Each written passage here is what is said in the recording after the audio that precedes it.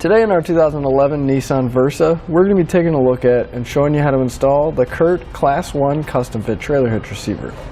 So here's what our hitch is going to look like once we have it installed. The cross tube is going to sit right below the bumper, and the receiver tube is going to be just set in just a bit. Now it is going to offer us an 1¼ by 1¼ receiver tube opening, so it's going to be great for bike racks, cargo carriers, or some light duty towing. Now the way we're going to mount all of our accessories is through the hitch pin hole here on the side. It is going to accept a standard 1/2" pin and clip. Now these are not included in the kit, but you can pick them up here at etrailer.com along with some locking devices to keep your accessories secure. Now if you do plan on doing some light duty towing, our safety chain connection point is going to be a plate style welded to the bottom of the receiver tube, and you can see that we're going to have plenty of room to get most size hooks on or off. Now as far as the weight capacity goes, our hitch is going to have a 200-pound tongue weight, which is the maximum downward force of the receiver tube, along with a 2,000-pound gross trailer weight rating. That's the amount it can pull, including the trailer and everything we have loaded on it. You always want to double check your Nissan's owner's manual because you don't want to exceed the manufacturer's recommended weight. Now one thing to keep in mind that CURT does recommend the use of a stabilization strap anytime we're towing any non-trailer loads or any loads that aren't supported by tires. Now if you do need one of those stabilization straps, you can pick it up here at etrailer.com.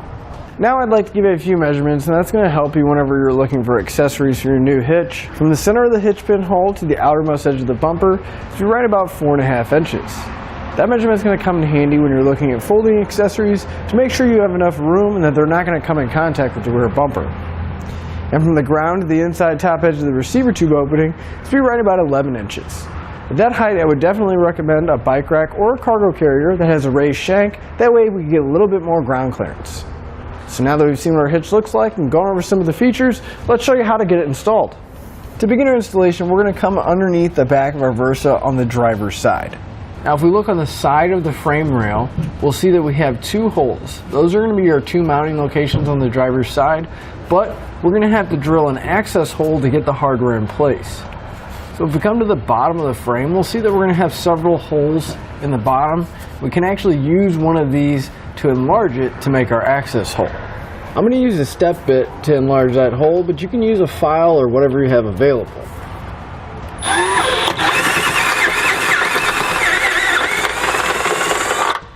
And you want to periodically check because we only want to make the access hole large enough to fit our hardware through. So our block and bolt still don't fit, so we're going to keep enlarging it. Now I'm going to come back and I'm going to put a little bit of spray paint on the exposed metal because we don't want it to rust or cause any corrosion going down the road. So we'll take our pull wire, we're going to go into the hole on the side of the frame, and then we'll feed it down until it comes out our access hole. Now once we have the coiled end coming out, we'll take one of our square hole spacer blocks, we'll slide it over the pull wire and into the frame, and we'll take one of our carriage bolts and we'll thread it onto the end of the wire.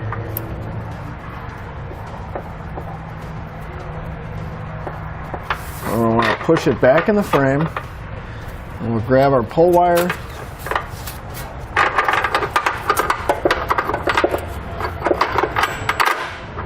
and pull it out until the bolt engages the block and comes out of the frame. Now we're going to repeat that for the other hole. We're going to repeat that for the other hole in our frame. Now for each one of these bolts, we'll take a flat washer, slide it over the pull wire so it rests against the frame, catching the bolt. We're going to do that for both of these bolts over here. Now on the passenger side, at the very back of the Versa, we'll have our recovery hook. We're going to want to grab another one of our square hole spacer blocks and the long carriage bolt.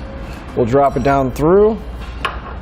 We want to make sure that bolt's coming down through the hook.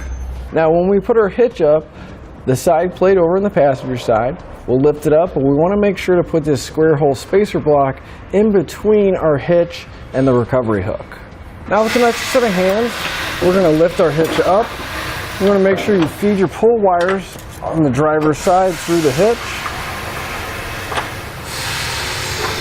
We'll lift the hitch up, and you want to make sure that the bolts come through the hitch and that'll hold it up enough so we can get our hardware in place. Then we're going to remove the pole wire off of our carriage bolts. We'll take a flange nut and secure it down. And we'll do that for all the remaining carriage bolts. I'm going to come back with a 19mm socket. You can also use a 3/4 inch socket, and I'm going to tighten up all my flange nuts.